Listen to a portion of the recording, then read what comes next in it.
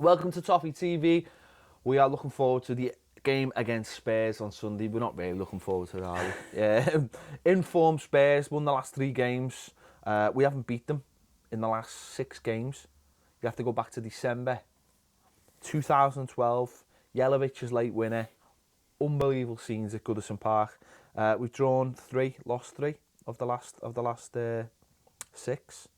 It's not a team we have too much luck against, but obviously we played them earlier in the season, drew with them 0-0. It's going to be a difficult one, I think. They're flying at the moment up into 3rd place, and I think they really sense that Champions League football's on its way. Yeah, they're playing early, but first of all, Happy New Year to all our watchers, by the way. You've got to wish it, because it might start with a win. 2015 started with a defeat and ended with a defeat, so let's hope we start 2016 better. On the right foot. Yeah, these are the Spurs. We've always had a bad record against Tottenham for years, you know, and we've had the odd win, but these are flying this season, aren't they? They're absolutely flying, scoring goals, not conceding many. I think they've conceded 13 less goals than us. They've only lost 2 games. I think they lost the opening day, and I think they lost recently to Newcastle as well. And yeah, they're a team who work hard. Obviously, the manager has got that drilled into them, and with the likes of Kane scoring goals, Dele Alli now we've got goals and assists as well. The likes of Eric Lamela's playing well now as well. Seen him sight one of those stupid Rabona shots the other day that only people do on YouTube videos. He's doing them during the match. They look exciting. I don't think going forward they're not as exciting as sort of we look, but what they are is they're a unit. They seem to have they've got defenders who defend. They've got a great goalkeeper. They're very, very functional, and it proves that if you're a very functional team in the Premier League, you can aspire, certainly this year, to try and win the league and get into the Champions League. They're what we could be quite easily, Tottenham. I look at them and look at us and think, yeah, we've, you know, the exciting players we've got, if not more, like certainly what they've got, but they've got a much better goalie than us, and they defend better, and the records speak for itself. You can marry the two together. The managers are very much chalk and cheese though, aren't they? I think their manager is the kind of, I mean, we've heard how much, you know, they're always talking about the fitness levels and how hard they work and how hard they press.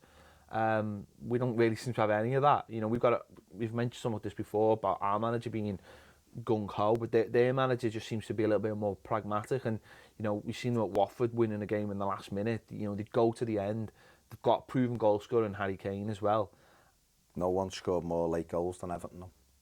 Which is mad. I'm seeing the stats, which is a bit bizarre. But as I say, they proved that if you're a well-drilled team and you've got a sprinkling of good players, you can do well. I mean, I don't think they're the best team in the world, but you know, I keep on going back to that word, drilled. They're drilled into, they're organised. They've got, you know, they've got a solid shape, and it's starting to pay off. Yeah, I mean, look, they've got like Christian Eriksen, who's fantastic. You know, what a footballer he is. Eric Dyer, whatever you want to call him, he's done well for them. You know, got nice footballers. Dele Alli looks really good prospect, doesn't he? He's doing well. Harry Kane is back in amongst the goals again now. You know, you've got a good keeper, and they work hard. And if you've got those kind of players on your side, and they all throw the work rate in, you will beat a lot of the teams. And then you'd expect the quality of Eriksen to shine through. Kane, like you've said, will get on the end of things. You know, Lamela, like you said, you know, this is a heavily invested in squad, by the way. It's not, he's not just brought these players through, but he's matched them and got them as a unit. And it's not something I don't think Everton are a million miles away from, but if we continue to smash our head against the brick wall and not learn from it, then we'll be all right with this one.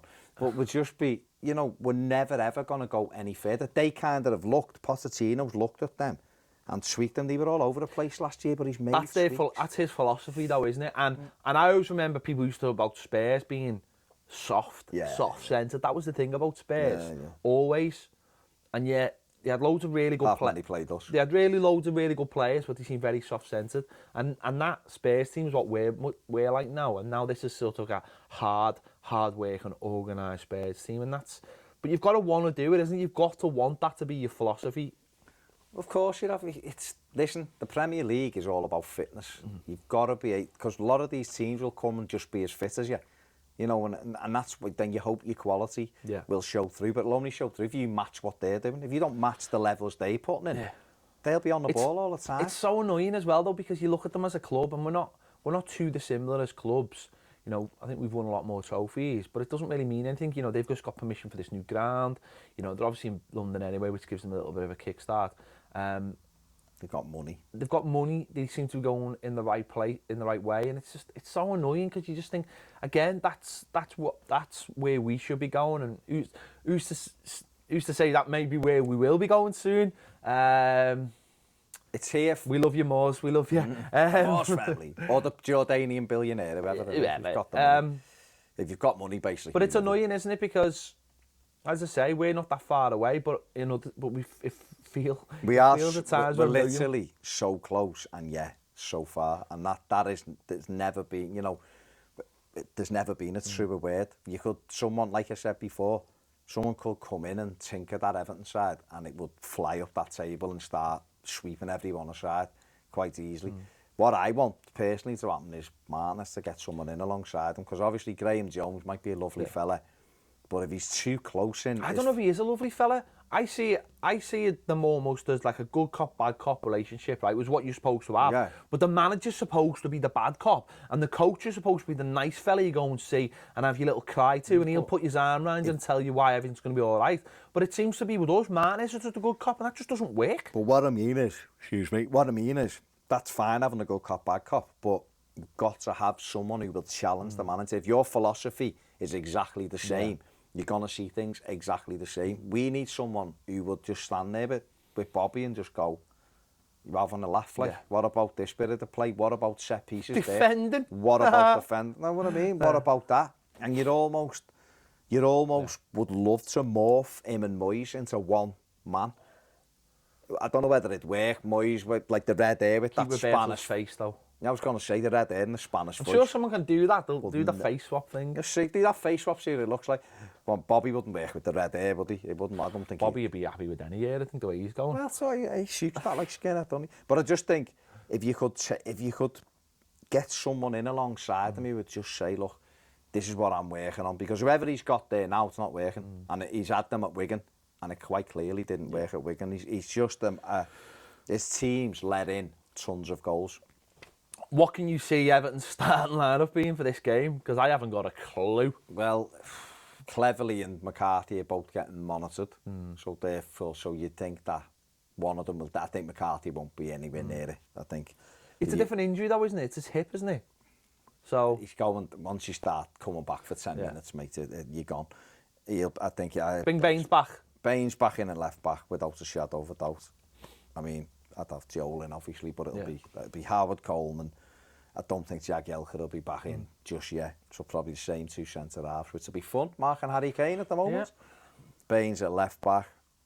I'd stick with Delafeu. Lennon's probably out injured anyway. I'd stick with Delafeu on the right. On the left, I'd have Cleverly if he was fit, but is he going to be fit? And in the middle, I'd have Barry, Bezic and Barkley, and just have Rom up there, because we need. I don't think we could be too gung-ho against them, because they're a good side. You've got to pay them respect, haven't you? Give them that respect, but with Delafeu, Barkley and Lukaku, he's still got enough to cause them problems. I'd love Morales or Lennon to be available to us on the bench. If Cleverly's not fit, I'd actually play Baines on the left-hand side with Galloway behind him. But that's what I would do, because it'd give us that little bit of solidity, and I think he'd help out Brendan Galloway.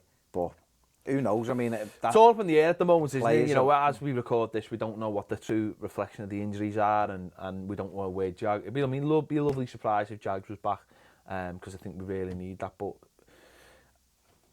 the left-hand side's going to be the problem, isn't it? Especially with the injuries. He's probably going to keep Coney in there, and I just think that's going to completely unbalance it. But if Baines is back, then it mightn't be such a bad thing. But to be honest, you talk about those injuries there, that the options are sort of.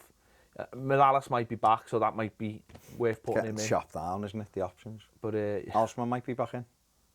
I thought he was going to Scotland. Hips. No idea, honestly. Unless he goes on the first. Yeah, this is going to be an interesting one. Unfortunately, if you watch the stats preview of this game, I am not that confident, just because we can't defend. What have you gone for? Gone for Spurs to win. Have you? Sorry, but me You might cry it in. my confidence in this team is just in the defensive. I've got eyes. I just watched the match. What's mad is if this was a Moyes team and it's been going away, they'd come out on Sunday and it'd be everything would be about keeping the score down, keeping it, and you'd Which try it and was nick at a White goal. Hart Lane, to be fair. Well, yeah, I just think, I don't know, I just think at the moment I've got no confidence at I all. feel like all the life and joy is getting sucked out of this room, especially because I feel awful. So tell us what you think in the comments below. Will we beat Spurs? Will we have enough? Who will he start with? Will he do something mad and maybe drop the goalkeeper? Because let's face it, Joel's going to play in the FA Cup match and then he's going to play against Man City a couple of times, so maybe he needs to come in.